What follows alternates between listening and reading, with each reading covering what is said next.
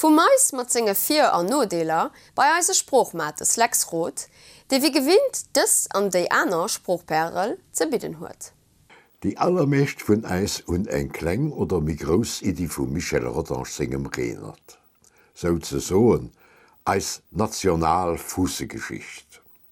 Der Renert ass 1872 herauskom, dat ginn also dat anert Joer genée 150 Joer eng Geleenheet, de mir am Fong net der verlandcht go lossen, oni se op die eng oder aner Fassung ze feieren. Apart zu Vols, do wo de Renert sei Renert Jo, de Rotter sei Renert Jo geschriven huet, a mir och die wonnerbar Seil mat segem wonnerscheine vergulte Porträtskap ënnen op der Avenue kënne bewonneren, déi riecht op Nationalstreikmonument eropgeht.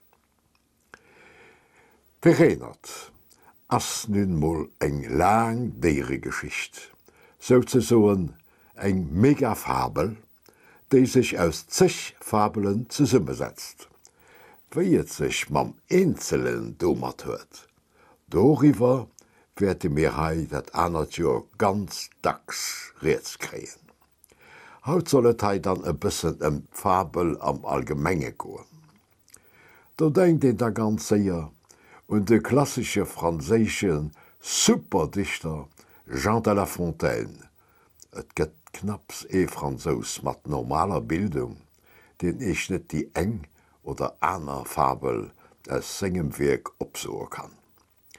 Sie sinn haut nach grate so afleich se go méi aktuell wie jemals. An ha dech Molun.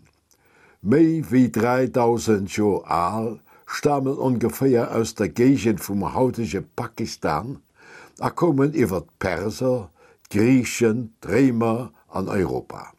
Fable sinn ewig Waurichten, an deren am Mënschegeschicht a verkleet. Et vergeht bald Kejo, wo am Frankreich net eng nei Edition vum La Fontaine singe Fablen herauskënnt. Von de puer Meint nach vu der Edition vum Figaro.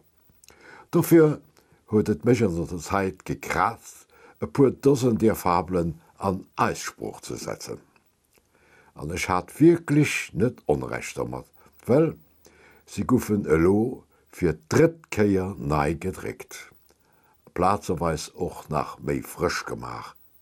Dei leiien dann elo fir e ganz verstännege Preis an alle gute Bicherbutiker. Bei den Editionen fir runn krut ich eng ganz party Komplimenter vu Professore gemach, Fachleit am Franzéschen, an der Philosophie, sogur als bekanntsten Verkot, die jo übrigens och e grosse Spezialist vum Brust ass. Dëser Komplimenter fan die übrigens och hannen an der neier Edition. Fleicht nach eppes, am Sinn vun eise letzeburgische Fablen.